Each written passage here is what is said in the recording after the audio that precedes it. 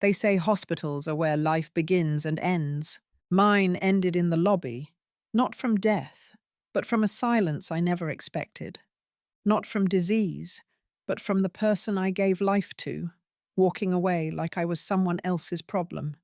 My name is Clara Collins. I'm 67 years old. I should have known something was wrong when she offered to drive me. Emily hadn't visited in weeks. I'd been coughing, sure, nothing violent, just a tickle that lingered. But that morning, I felt lightheaded enough to call her, just to hear her voice maybe, just to remind her I was still here. She answered after 5 rings. "You don't sound good," she muttered, like she was already halfway out the door. "Get dressed. I'll pick you up." She didn't ask what was wrong, didn't say she missed me, just get dressed. We didn't speak much in the car. She kept her sunglasses on, though the sky was overcast. Her phone buzzed once, twice, then 10 times in her purse. She didn't even glance down. "ER?" I asked gently. "Lobby's faster," she snapped. "They'll triage you anyway." I nodded, folded my hands in my lap. I didn't want to be a burden. I never did. I thought, maybe this is her way of caring. Not sweet, not soft, but something. At the entrance, she pulled up to the curb. "I'll park," she said, and her lips almost twitched into a smile. "You go in. I'll meet you inside." I took her at her word. I walked through those hospital doors, holding nothing but my purse, my breath tight in my chest, though not from illness. I gave my name at the desk. The nurse took one look at me, then offered me a wheelchair. "She'll be in shortly," I said. "My daughter." They nodded politely. Of course they did. They'd heard that before. 30 minutes passed, then an hour, then 3. Every time the doors slid open, my heart jumped. Every time it sank a little lower. I called her phone, once, twice.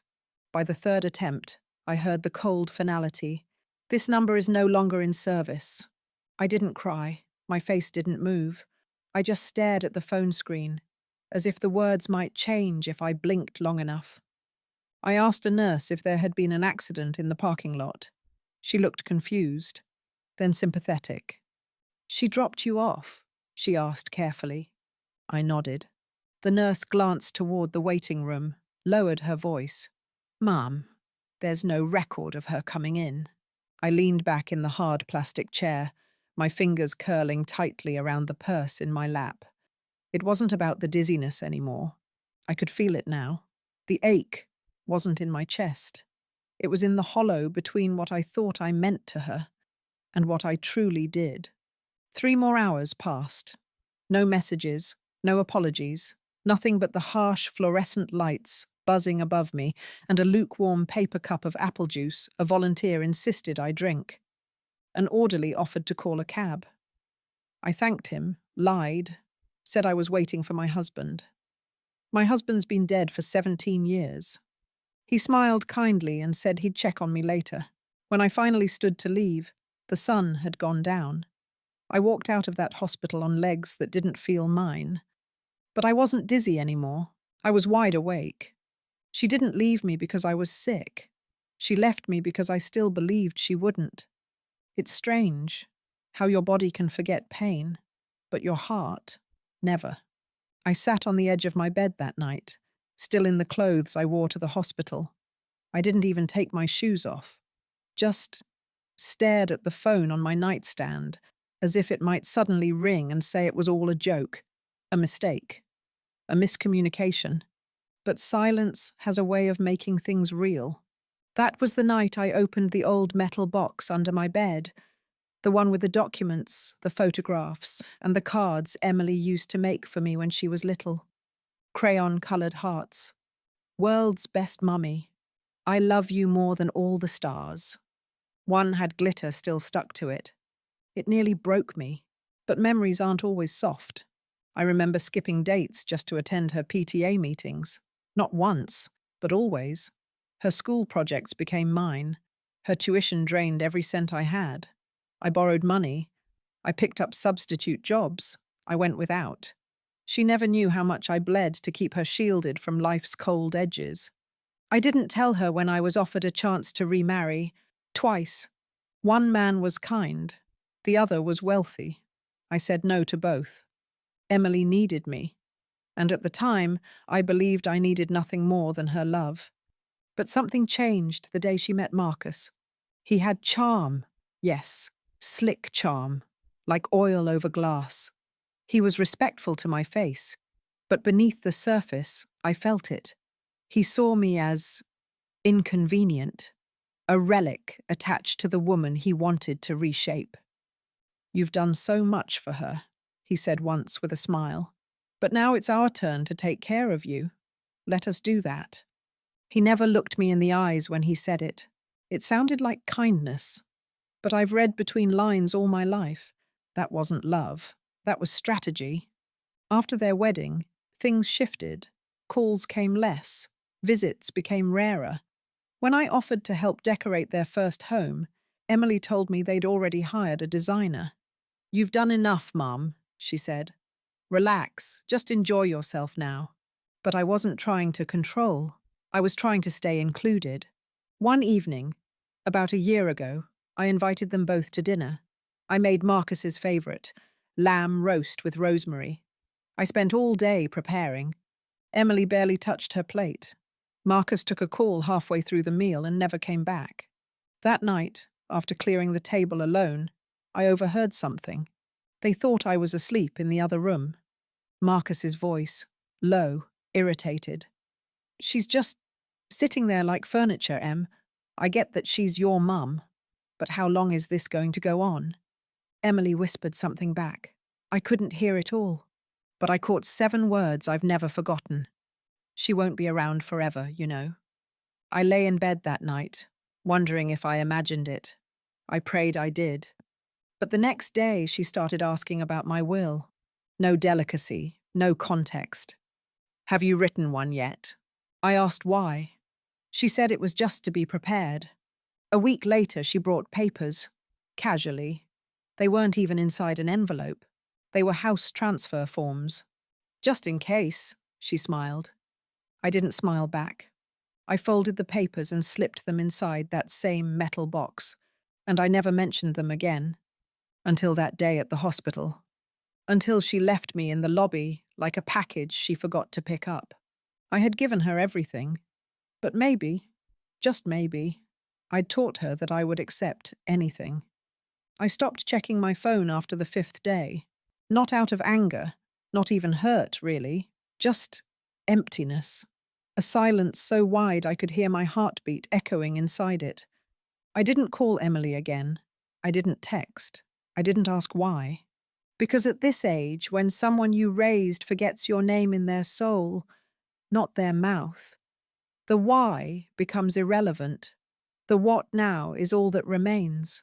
My days became clockwork. Water the violets at 7. Toast and marmalade at 8. News at 9. Sit by the window by 10. The window was my theatre. Children with sticky faces ran up and down the street. Delivery vans buzzed by. The neighbour's dog barked at pigeons like it was on payroll. Life went on. It always does. But I didn't. Not fully. I moved slower. I didn't sleep much. Food lost its taste and colours dimmed around the edges. I wasn't depressed. Not the clinical kind. I was just aware of a truth I didn't want to know. My daughter did not care if I lived or died. It was Maggie who broke the stillness. She's been my friend since '83. We used to teach 3rd grade across the hall from each other. She knew me before I was a mother, and sometimes I think she knows me better than Emily ever did. She dropped by one morning, holding a bag of almond croissants and a face that spelled trouble. "You won't believe what I heard," she said, brushing past me. I didn't flinch. "Try me." She pulled out her phone and showed me a video. It was short, blurry, a home tour, my living room, my curtains, my photos removed from the walls. A realtor was narrating. "The owners are doing a light remodel to prepare this charming home for its future as a rental." I stared at it like it was a scene from someone else's life. Owners? I asked. Maggie nodded slowly. I called the number. It's Emily's. They were planning to rent my house, while I still lived in it. I hadn't been asked. I hadn't signed anything. But suddenly I understood. This was never about love. It was about location, assets, control. Emily wasn't just distancing herself. She was planning my quiet exit. I called the county office that same day, asked about the title status of my home. It was still under my name, thank God. But I knew then what I hadn't wanted to believe. She was counting on me dying slowly, silently, and conveniently. She didn't block my number in a moment of frustration. She did it because I was no longer useful. I sat down that night with a hot cup of weak tea and stared at the wall where our last family photo used to hang. I'd taken it down myself last winter, not because I didn't love her, but because I couldn't bear the lie anymore. The smiling woman in that frame, the daughter whose hand rested on my shoulder like a promise. She wasn't real. She hadn't been real in years. And yet I felt no urge to scream, no urge to fight, or cry, or beg, because something inside me, something old and sharp, had finally woken up. I had been erased politely, gently, but now I was going to write myself back in, on my own terms. The moment she left me at that hospital was the moment she lost control, and I don't think she realized that until it was far too late. You don't need to scream when you've already been silenced. You just need to listen long enough to know when it's your turn. After Maggie left that day, I sat at my kitchen table with nothing but a pen and the weight of 50 years behind it. I didn't draft a revenge plot. I drafted a correction. I started with the lawyer. Not a big firm, just a quiet man named Richard, who used to be one of my former students, now nearly 60 himself. Mrs. Collins, he smiled over the phone. What can I do for you? I need to update my will, I replied, and I want it sealed airtight. I told him exactly what I wanted, and more importantly, who wouldn't be in it. Next, the bank. I moved my savings, all of it, from the joint branch Emily once helped me open to a private account under a trust name she didn't know existed. I called it Ruthlight, after my grandmother, a woman who buried 3 children and never bowed once to pity. Then, I closed my safety deposit box and requested everything be delivered to me directly. I burned papers that no longer served me, old copies of insurance policies, letters from Marcus with fake kindness, even birthday cards that started feeling like invoices. But the most important part, I made one final call to someone Emily had forgotten existed, my late husband's brother, Daniel. We hadn't spoken in 15 years, after a family argument over an inheritance that was never mine to claim. But time dulls ego, and bitterness ages poorly. I dialed. He picked up after 2 rings. His voice, gruff but familiar, carried more warmth than I'd expected. Clara, he said, surprised. You're still breathing? I am, I replied. Barely. A pause. Then he said the words no one else had. What happened? We met for tea 2 days later. Same cafe where Emily once had her 6th birthday party. She cried that day because her cake didn't have enough frosting. I told Daniel everything, slowly, truthfully. He didn't interrupt once. By the time I was done, he looked at me like a man witnessing a slow-motion tragedy. You gave her your life, he whispered, and she handed it back in pieces. No, I said quietly. She didn't hand anything back. She just dropped it and walked away. Then I handed him a folder. Inside, my revised will, the deed, the new trust, a letter of explanation, and at the bottom, an envelope with a name scribbled across the front. Leah Hargrove. Daniel's brow lifted. Who's this? I smiled for the first time in days. A girl I took in, briefly, years ago. She stayed with us one summer while her foster family was away. She was 12, called me Mama C. I never forgot her. I'd tracked her down a month earlier, after Emily had started growing colder. Just a feeling in my gut that I might need to remember who I used to be before I became a mother to someone who discarded me. She was now 29, a single mother, working part-time. But when I called her, her voice cracked with joy. "You remember me?" she asked. "You kept my drawings?" I had, all 6 of them, still in a drawer in my sewing room. We met for coffee last week. I watched her play with her son, a bright, joyful boy named Eli, and I felt something stir that I hadn't felt in a long, long time, hope. So I named her the executor of my estate, quietly, without ceremony. She didn't know it yet. But soon, she would. Emily left me at a hospital and thought I'd quietly fade. But instead, I started writing the final chapter of my story. And this time, she wouldn't be in the dedication. She came back, after 92 days, after I'd sold the house, after the silence had matured into clarity. She rang the doorbell like nothing had happened, like we'd merely had a silly disagreement over curtains. I opened the door in my Sunday robe, tea in hand. I didn't flinch. I didn't lean forward or smile. She hesitated, almost surprised to see me upright. "Hi, Mum," she said softly. Her voice carried that same slippery tone she used when she wanted to reset the mood without acknowledging the damage. I nodded. She cleared her throat. "Can I come in?" I stepped aside. I wasn't being generous. I was being polite. The difference mattered now. She walked in like she still lived there. Her eyes scanned the living room. The couch was gone, replaced with a single reading chair. Her framed photo, the one from her graduation, no longer on the wall. My sewing machine had returned to its old spot, like it had been waiting for years. "You redecorated," she said, trying to sound amused. "No," I replied quietly. "I remembered what I liked." She sat down. No invitation. Just assumed. "Marcus is in the car," she offered, like I was supposed to ask about him. I didn't. Her smile cracked slightly. "I've been thinking about everything." So had I, but not about her. She kept talking. "We overreacted. Things got heated. We didn't mean to hurt you. It's just stress. Life, you know?" Ah, yes. Life. The grand excuse for cowardice. "I understand," I said, setting my tea down gently. "Life can be difficult." Relief flickered in her eyes. For a second, she thought she was back in control. "We want to help now," she said. "We were even thinking, maybe you'd like to move back in with us.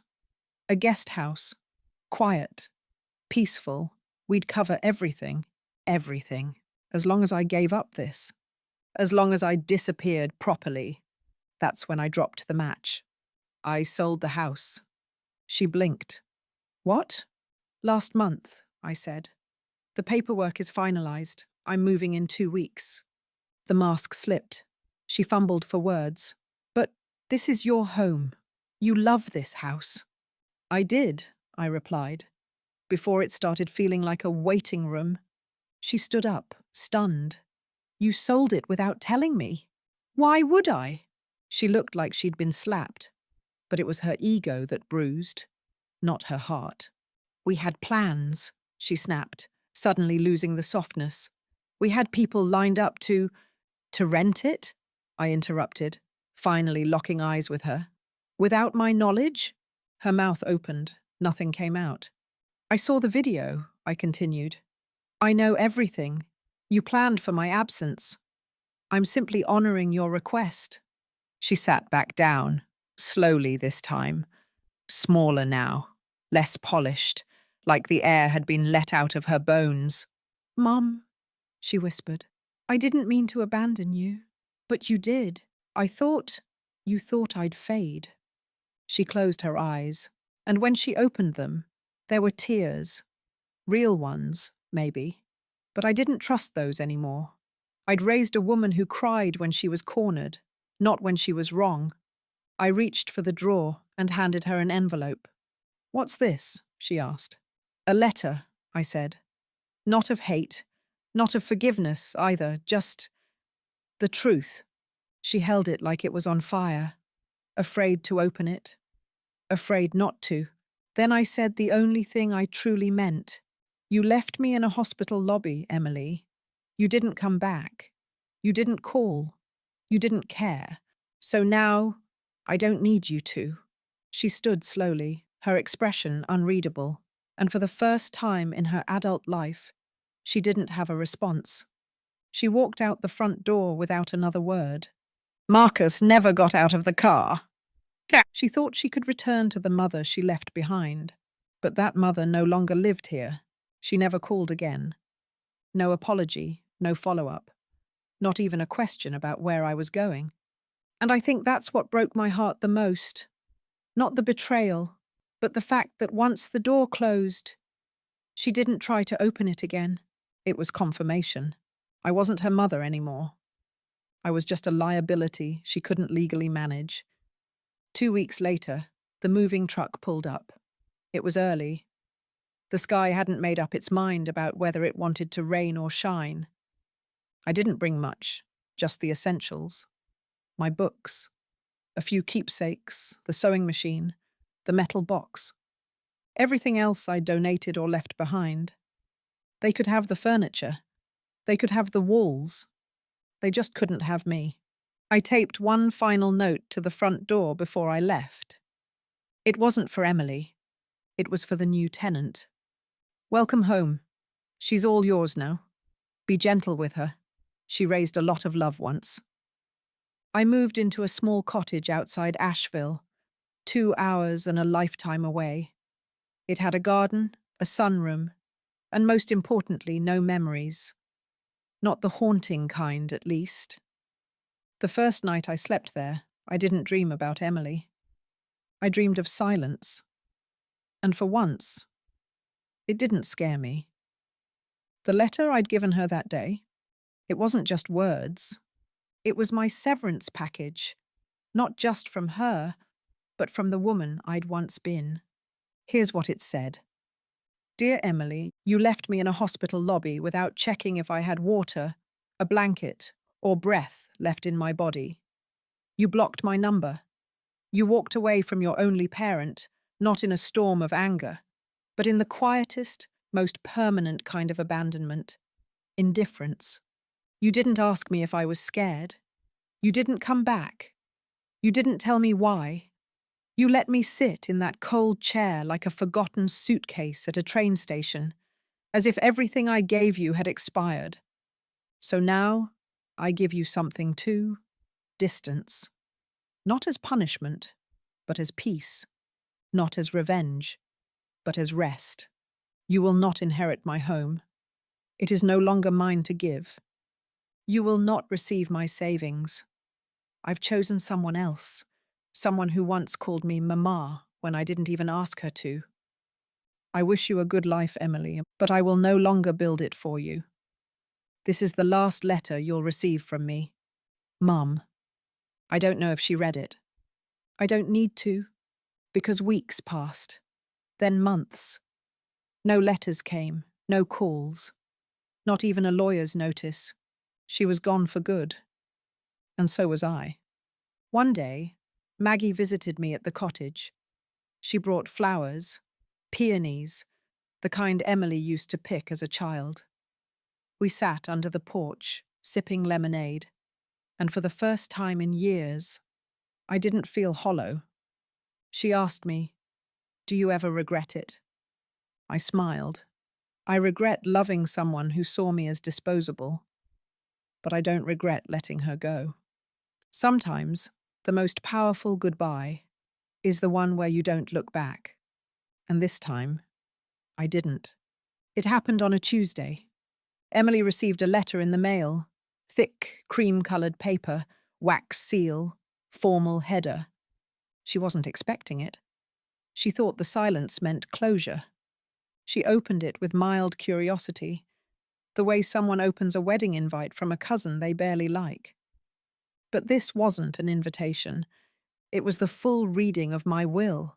The letter was from Richard, the same lawyer I'd called weeks after she abandoned me. Inside, legal breakdown, asset distribution, notarized recordings, and one handwritten note, not from me, but from the executor. Emily read it once, then again, and then the shaking started. The house? Sold.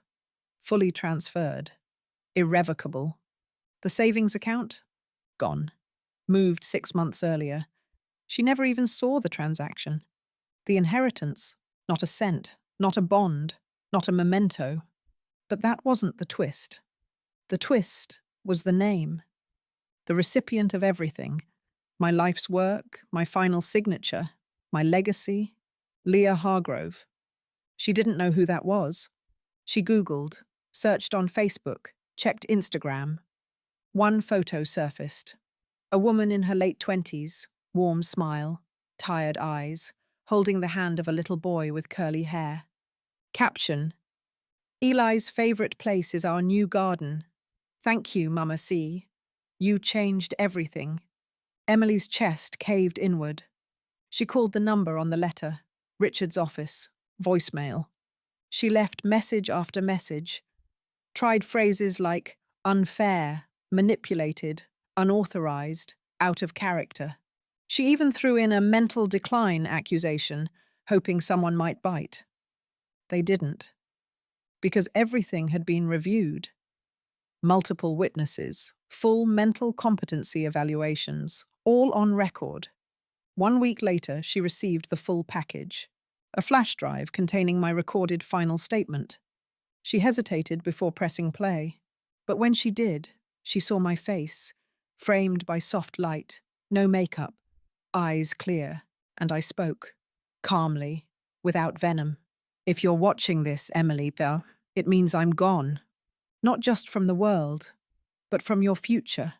You left me once, and I left you back. You planned your life around my death, so I planned my legacy around your absence. Leah once lived in my home for only 3 months, and yet she treated me with more love, more gentleness, more honesty than you have in the last 10 years. This isn't about punishment. It's about placement. And I've placed every last dollar, every last item, every last wish away from you. The video ended. And for the first time in years, Emily realized something truly horrifying. She had won the game she played. She had rid herself of her mother. But she had lost the prize she assumed came with it. Marcus tried to soothe her. "We'll figure something out," he said. But his voice didn't carry confidence anymore, because he had pushed the plan forward. He had nudged her to isolate me. And now, he'd never see a dollar of the money he'd silently been drooling over. That evening, Emily sat on their king-sized bed in silence, laptop open, searching old photos. She found one of us. She was 6, grinning. I was holding her hand. She zoomed in on my face. The eyes were the same. The love was real. But it wasn't enough to undo what she'd done. She hadn't just lost her inheritance. She'd lost the only person who would have forgiven her for everything. The cottage sits on the edge of a quiet hill, where the wind doesn't ask questions and the trees don't need answers. I wake up with the birds now. Not alarms, not text tones, not guilt. Just the soft tapping of branches and the warmth of the sun kissing the curtains. I brew my own tea. I sweeten it how I like. I sit by the window with a blanket and a journal. Some days I write letters I'll never send. Other days I just listen to the silence. And for once it sounds nothing like loneliness. It sounds like peace. Leah visits often. She doesn't knock. She just opens the screen door and calls out, "Mama C?" And every time she says it, I feel something in me settle, like a quilt finally stitched closed after years of fraying at the edges. She brings Eli with her. He's 5 now, loves bugs and picture books and sitting on my lap while I read him old fables. He calls me Granny Clara, not out of obligation, not out of blood, but out of love. One afternoon, he found my old photo album. He pointed at a picture of me and Emily. "Who's that?" he asked. I smiled, softly, no sharpness in my throat. "That's someone I used to know," I said. "She helped teach me something very important." "What's that?" he asked. I looked down at him and whispered, "That giving doesn't always mean keeping, but loving doesn't always go to waste." Leah never asks about Emily. She knows, in the way some daughters just know, which doors their mothers needed to shut to survive. But one day, she brought me a box, wrapped neatly, no occasion, no expectations. Inside, a scrapbook. On the first page, "This time, you're in the center of every photo." I cried. Not from sadness, from arrival. On the anniversary of the hospital day, the day Emily left me behind, I did something simple. I lit a candle. Not for mourning, not for her, but for me. For the version of myself I finally released that day, the one who thought love meant tolerating everything. The news reached me eventually. Emily and Marcus divorced. Finances collapsed. He moved out. She took a job in another city. I don't know where. I didn't ask. Sometimes Maggie tells me bits she hears. I listen kindly. Then I move on. Because I've learned something no mother wants to learn, but many must. Some children are not your future. They are your lesson. The garden outside blooms like clockwork now. Peonies, daffodils, ivy that climbs but doesn't choke. I named one rosebush Second Chances. I named the other Never Again. They grow on opposite sides of the path. And both, somehow, are beautiful. As I sit here writing this now, I think of the girl I was when I first held Emily in my arms. How full my heart was. And then I think of the woman I became when I let her go. How free my soul feels. I gave her the world, and she gave it back in silence. So I made a new one, smaller, softer, safer. And in this one, I am no one's burden, only loved.